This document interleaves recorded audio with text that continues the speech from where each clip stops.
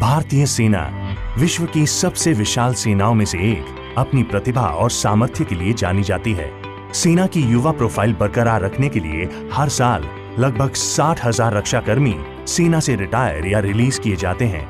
40-45 साल की उम्र में रिटायर होने पर इन रक्षाकर्मियों के पास एक लंबा उत्पादक जीवन आगे बचा होता है और अपने परिवार के निर्माण के लिए वह दूसरे व्यवसायों में रोजगार के अवसर ढूंढते हैं। दूसरी ओर 125 करोड़ आबादी वाले भारत देश में कुशल और अनुभवी लोगों की भारी मात्रा में कमी है। अगर इन रक्षा कर्मियों को अपने पूर्व अनुभव और क्षमता के साथ नए स्किल्स दिए जाएं, तो वह स्किल्ड मैन पावर की कमी को पूरा करने में देश की मदद कर सकते हैं।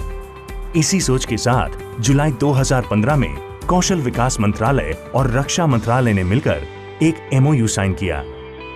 इसका उद्देश्य था रक्षा कर्मियों को नए स्किल्स प्रदान करना और रिटायरमेंट के बाद उन्हें दूसरे व्यवसायों में पुनर्स्थापित करना। सेना की तीनों टुकड़ियों आर्मी, नेवी और एयरफोर्स के रक्षा कर्मियों की प्रतिभाओं को ध्यान में रखते हुए recognition of prior learning program के अंतर्गत उन्हें स्किल ट्रेनिंग दी जाने लगी। RPL प्रोग्राम सैनिक के पूर्व अनुभव को मान्यता देता है। यदि कोई सेना में कुक, प्लम्बर, वेल्डर, इलेक्ट्रिशियन या ड्राइवर का काम करता है तो RPL ट्रेनिंग उनके अनुभव को मान्यता देती है। RPL ट्रेनिंग प्रधानमंत्री कौशल विकास योजना के अंतर्गत दी जाती है। ये ट्रेनिंग कुशल ट्रेनर्स द्वारा क्लासरूम्स और लैब्स में दी जाती है। सभी trainings national skill qualification framework या NSQF से अलाइंड हैं और क्वालिफिकेशन पैक्स या QPs की मैपिंग करंट प्रोफाइल और इंडस्ट्री रिक्वायरमेंट के हिसाब से की गई है। आर्मी में एक बड़ी संख्या ऐसे सैनिकों का है जो जल्दी रिटायरमेंट ले लेते हैं। रिटायरमेंट के बाद ज्यादातर सैनिक अपने मूल स्थान के करीब रोजगार के अवसर ढूंढते हैं। इसी को ध्यान में रखते हुए NSQF aligned skilled courses army में शुरू किए गए। प्रधानमंत्री कौशल विकास योजना फेज 1 में 22 नए आर्मी सेंटर्स में स्किल ट्रेनिंग शुरू की गई, जो कि ऑटोमोटिव, सिक्योरिटी, हेल्थ केयर जैसे 9 सेक्टर्स और 21 जॉब रोल्स में दी जाने लगी।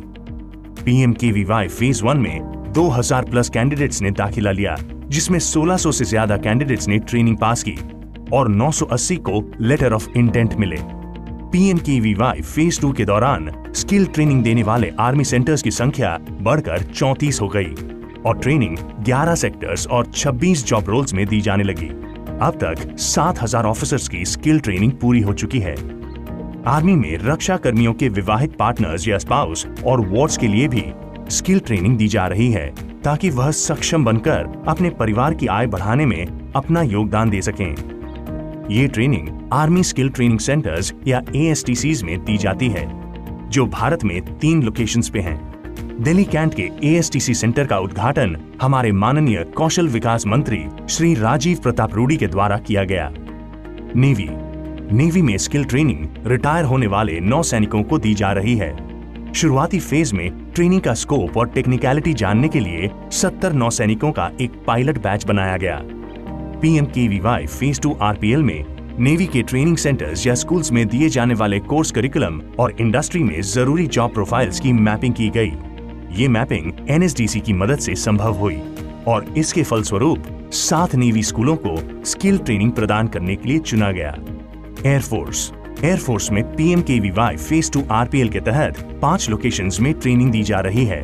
350 रक्षा कर्मियों को इन अलग सेक्टर्स में ट्रेन किया जा रहा है। साथ ही साथ स्किल इकोसिस्टम में अच्छे ट्रेनर्स और असेसर्स की भी भारी मात्रा में कमी है।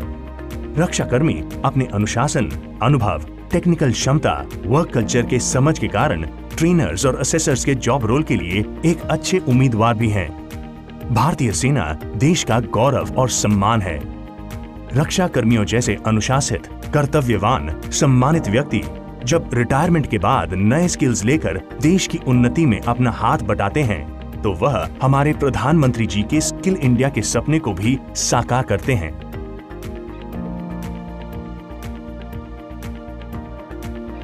कौशल भारत, कुशल भारत।